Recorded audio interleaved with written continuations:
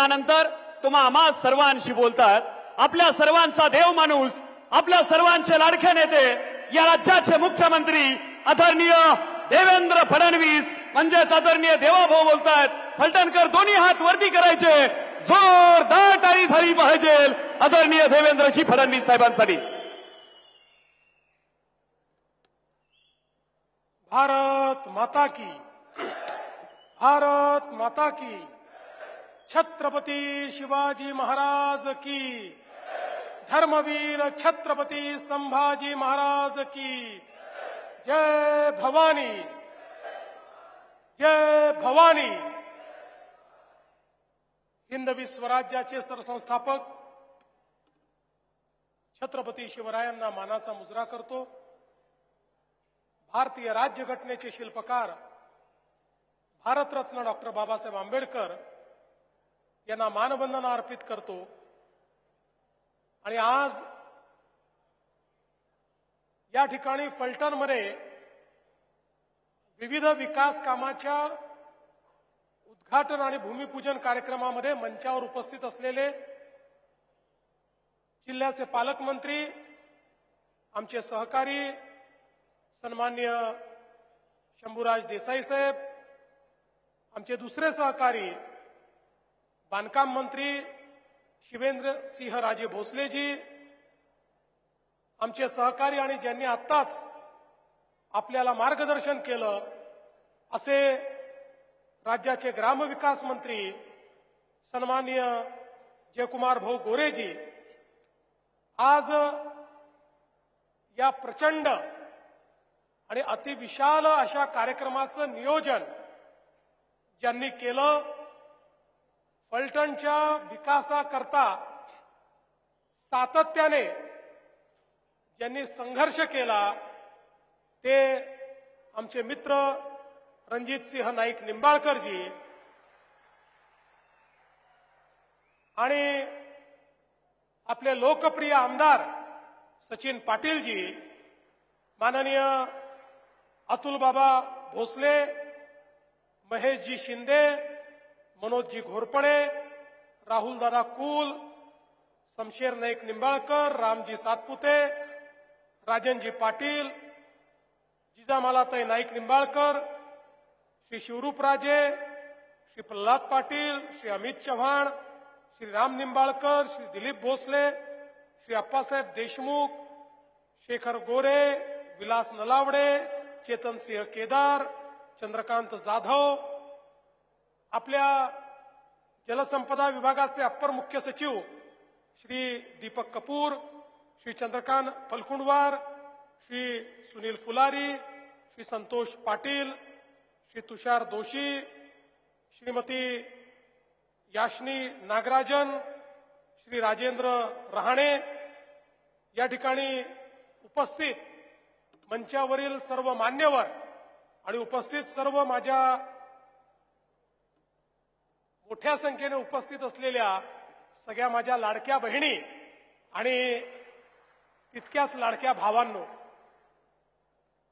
मला आज अतिशय आनंद आहे की फलटणच्या ऐतिहासिक भूमीमध्ये आज आपल्या सोबत या अतिविशाल अशा कार्यक्रमामध्ये मी उपस्थित आहे. खरं म्हणजे ही ऐतिहासिक भूमी आहे, ही सांस्कृतिक भूमी आहे आणि या भूमीमध्ये आज ज्या प्रकारे आमच्या रणजित दादांच्या माध्यमातून, सचिन दादांच्या माध्यमातून मोठ्या प्रमाणात विकासाची कामं ही होत आहेत, ते बघून मला अतिशय मनापासून समाधान आहे. खरं म्हणजे या ठिकाणी मी येऊ नये अशा प्रकारचा प्रयत्न देखील झाला. कधी कधी काही गोष्टी दुर्दैवी असतात. परवा आमची एक लहान बहीण डॉक्टर संपदा मुंडे यांचा अतिशय दुर्दैवी अशा प्रकारचा मृत्यू झाला. त्या आमच्या भगिनीने आत्महत्या केली आणि आत्महत्या करताना त्याचं कारण देखील आपल्या हातावर लिहून ठेवलं. पोलिसांनी तात्काळ जे आरोपी आहेत त्या आरोपींना अटक देखील केली. त्यातलं जवळपास सगळं सत्य हे बाहेर येत आहे आणि कुठल्याही परिस्थितीत आमच्या या लहान भगिनीला न्याय दिल्याशिवाय आम्ही स्वस्थ बसणार नाही, हा देखील निर्णय आम्ही घेतला. अलीकडच्या काळामध्ये प्रत्येक गोष्टीत राजकारण घुसवायचं अशा प्रकारचा अतिशय निंदनीय प्रयत्न या ठिकाणी होताना पाहायला मिळाला.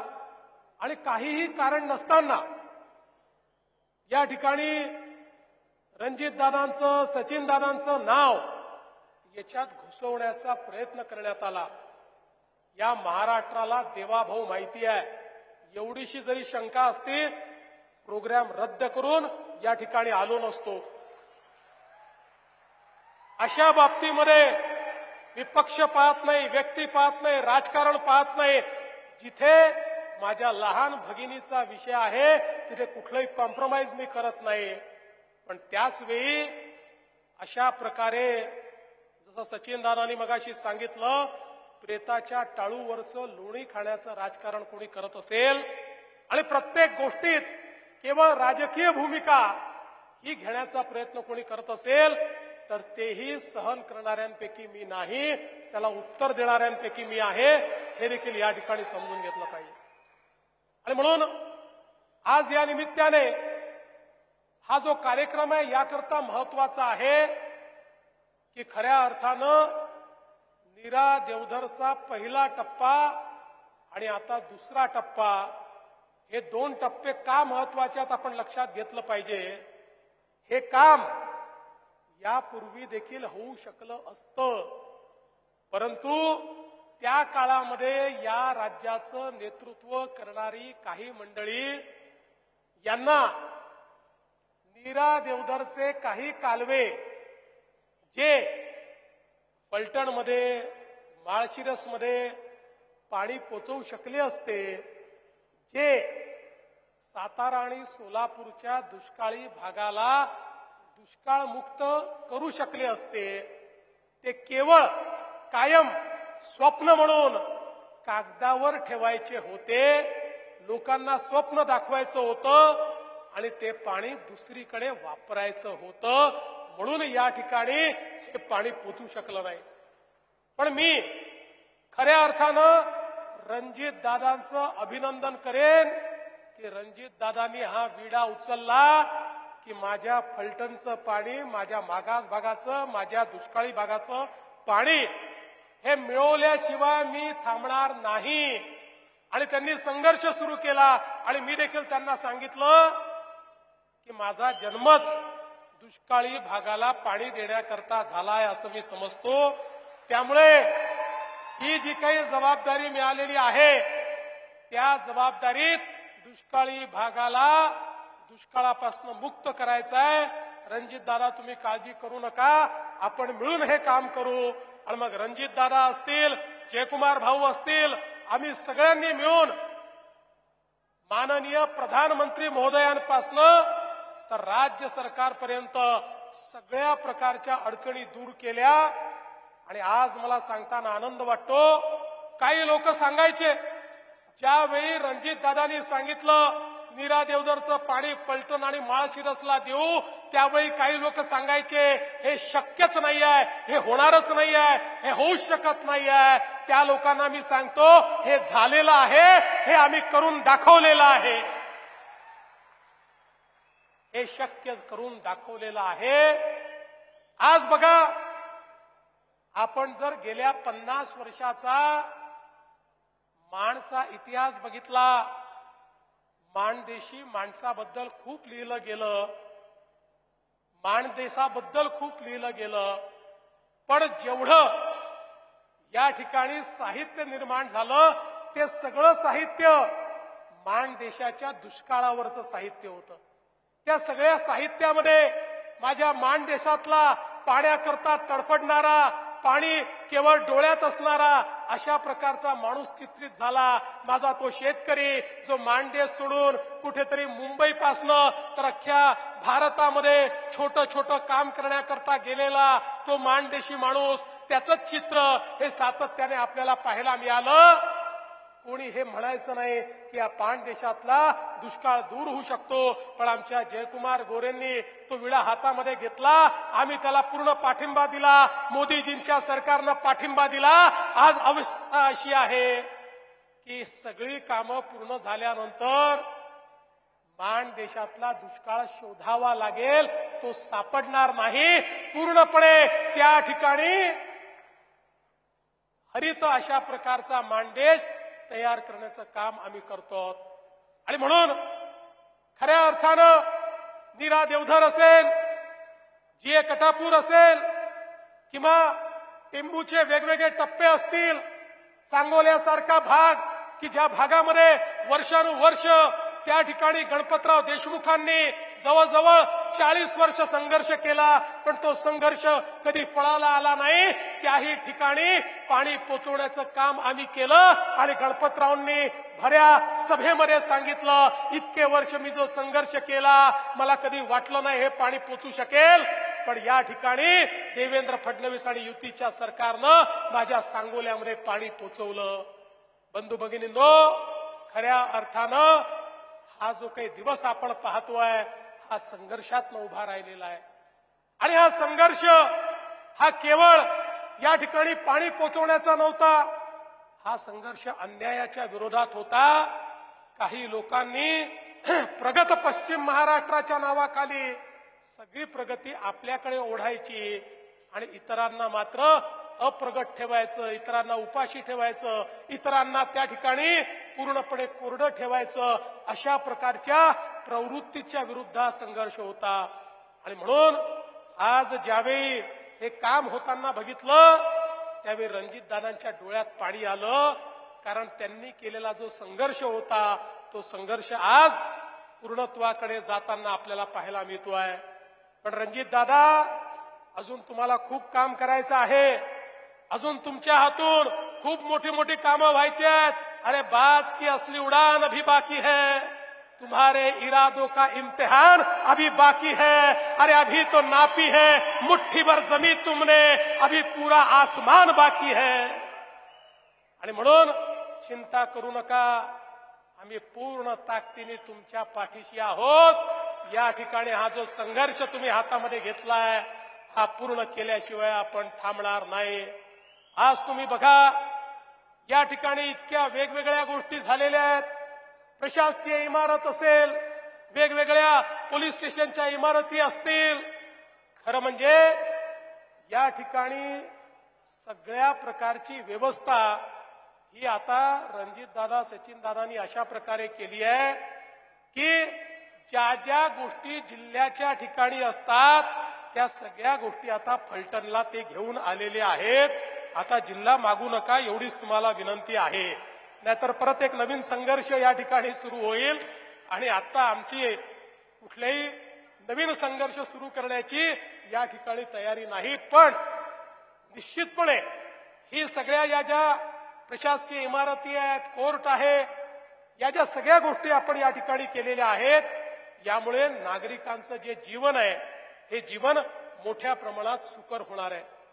आज खरं म्हणजे इथे येत असताना मला असं वाटलं की आता खूप गोष्टी झालेल्या आहेत, त्यामुळे आता त्या गोष्टींबद्दल आभार आपला मानला जाईल, तो तुम्ही मानलाच, आणि मग आपण या ठिकाणी भाषण करू आणि मग इथनं जाऊ.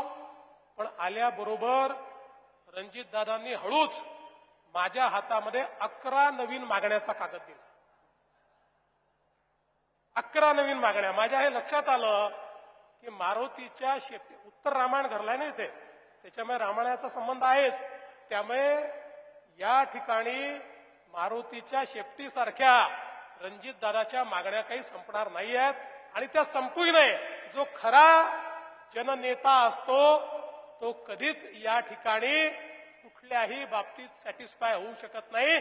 जोपर्यंत शेवटच्या माणसाचा विकास होत नाही, तोपर्यंत त्याला त्या ठिकाणी समाधान लाभत नाही. आणि म्हणून आज त्यांनी अनेक मागण्या माझ्याकडे केल्या. मग त्याच्यामध्ये पाडेगाव, मुरुम, साखरवाडी, जिंती, फलटण, कोळंकी ते शिंगणापूर हा रस्ता MSIDCच्या माध्यमातून केला पाहिजे. आणि अर्थातच आपल्याला माहिती आहे की या रस्त्याचं ऐतिहासिक महत्व काय आहे, त्यामुळे दादा काळजी करू नका, MSIDCच्या मार्फत हा रस्ता, कारण तुम्ही या ठिकाणी बांधकाम मंत्र्यांनाही बोलवलेलं आहे आणि इतके हुशार लोक आधीच जाहीर केलं की बांधकाम मंत्री आमचे जावई आहे, त्यामुळे आता जावयाला सासूरवाडीमध्ये काही नाही म्हणता येईल का, त्यामुळे जावयांच्या वतीनं मीच या ठिकाणी आश्वासित करतो. बरं, फलटणचे लोक एवढे हुशार आहेत, मी जावयांना विचारलं, जावई म्हणाले हो चांगलं आहे सगळं, आता फलटणच्या मुली आम्ही केल्या आहेत त्यामुळे आमचं सगळं चाललेलं आहे.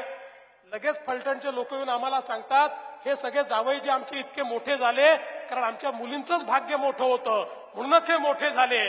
अशा प्रकारे त्या ठिकाणी एक मेघ देखील आमच्या फलटणच्या लोकांनी दिलेली आहे.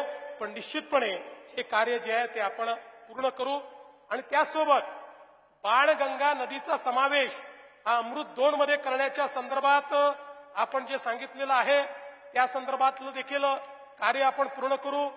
न्यायालयाची स्वतंत्र इमारत तुम्ही मागितलेली आहे, निश्चितपणे न्यायालयाची स्वतंत्र इमारत देखील देण्याचं काम आपण करू आणि माळशिरस तालुक्यातल्या पाण्यापासून वंचित असलेल्या 22 गावांचा समावेश आणि त्याला पाणी देण्याच्या संदर्भातला निर्णय आमचे रामभाऊ सातपुते देखील या ठिकाणी आलेले आहेत.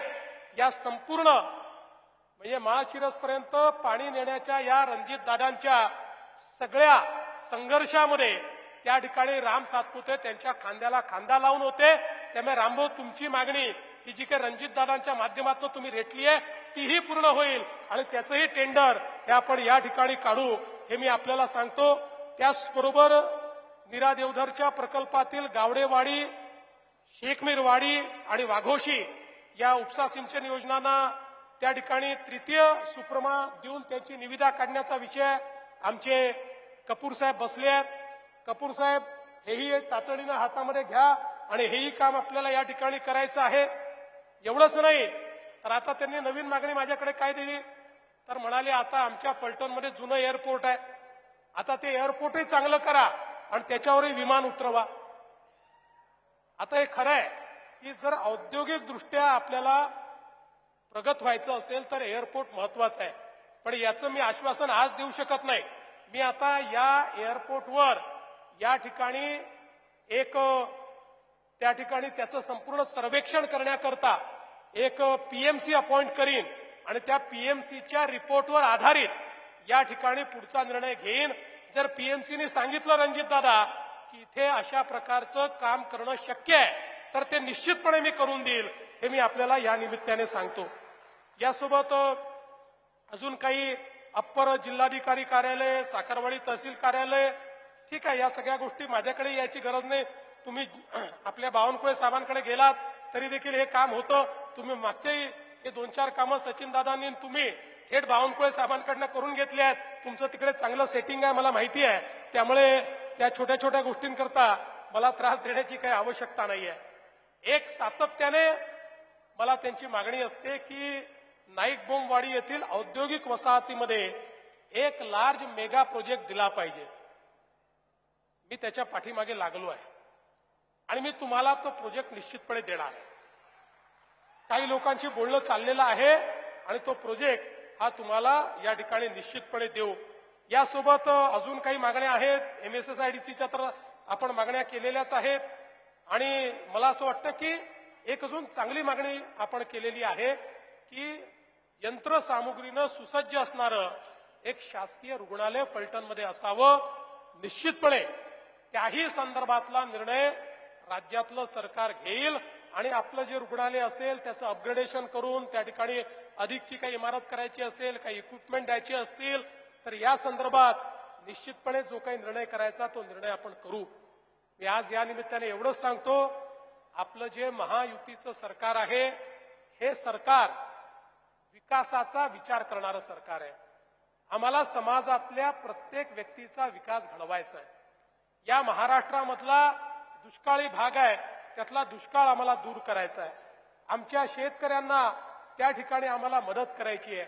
आपण बघा, महाराष्ट्रातल्या शेतकऱ्यांवर संकट आल्यानंतर आजपर्यंतच्या इतिहासातलं सर्वात मोठं पॅकेज 32,000 कोटी रुपयाचं पॅकेज हे त्या ठिकाणी आम्ही शेतकऱ्यांकरता दिलं आणि आज शेतकऱ्यांच्या खात्यामध्ये पैसे जाणं देखील सुरू झालं. आणि म्हणूनच कुठल्याही परिस्थितीमध्ये आम्ही या ठिकाणी आम्ही सुरू केलेल्या योजना या कधीच बंद होऊ देणार नाही. सातत्याने काही लोक सांगतात लाडकी बहीण योजना बंद होणार. मी तुम्हाला सांगतो जोपर्यंत देवाभाऊ आहे, जोपर्यंत शिंदे साहेब आहेत, अजितदादा आहेत, लाडकी बहीण योजना कधीच आम्ही बंद होऊ देणार नाही. आमच्या लाडक्या बहिणींना ही जी आमची दिवाळीची भाऊबीज आहे ती सातत्याने मिळत राहील हा विश्वास देखील मी देतो. आमच्या शेतकऱ्यांना जी वीज सवलत आम्ही दिलेली आहे, विजेचं बिल जे माफ केलेलं आहे, 5 वर्ष आमच्या शेतकऱ्यांना विजेचं कुठलंही बिल भरावं लागणार नाही हे पुन्हा एकदा या ठिकाणी आपल्याला सांगतो. आणि अर्थातच 5 वर्षांनी आमचा कॉन्ट्रॅक्ट तुम्ही रिन्यू केला की त्यानंतर अजून 5 वर्षाकरता आम्ही तुम्हाला ती सवलत देऊ. त्यामुळे आता तरी 5 वर्षापर्यंत ही सवलत तुमच्याकरता आम्ही ठेवली. आणि एवढंच नाही तर आता आपण जे सोलरायझेशन सुरू केलेलं आहे त्यानंतर 2026च्या डिसेंबरमध्ये हे काम पूर्ण झाल्यानंतर आमच्या शेतकऱ्यांना 365 दिवस दिवसा 12 तासाची वीज आणि मोफत वीज हे आम्ही दिल्याशिवाय राहणार नाही. आणि आमच्या सगळ्या उपसा सिंचन योजना देखील आता आम्ही त्या ठिकाणी सोलरवर टाकतो आहोत. आमच्या उपसा सिंचन योजनांना देखील सोलरची वीज मिळाल्यामुळे सातत्याने बिल भरलं नाही म्हणून आमच्या ज्या उपसा सिंचन योजनांवर संकट येतं त्या संकटातनंही उपसा सिंचन योजनांना पूर्णपणे बाहेर काढण्याचं काम हे राज्य सरकारच्या वतीनं आम्ही करणार आहोत. बंधू भगिनींनो, सांगण्यासारख्या गोष्टी खूप आहेत, पण आज एवढंच सांगतो की आम्ही जे काम सुरू केलंय त्यामुळेच तुमचा आशीर्वाद आम्हाला मिळतोय. हे काम मोठं आहे पण हे केल्याशिवाय आम्ही थांबणार नाही. जोपर्यंत आमच्या शेतकऱ्याच्या शेतीला पाणी मिळत नाही, जोपर्यंत दुष्काळ आम्ही दूर करत नाही तोपर्यंत आमचं कार्य थांबणार नाही. आणि म्हणून तुमचा आशीर्वाद आमच्या सगळ्यांच्या पाठीशी या ठिकाणी ठेवावा एवढीच विनंती आपल्या सर्वांना करतो आणि माझं बोलणं संपवतो. धन्यवाद. जय हिंद, जय महाराष्ट्र.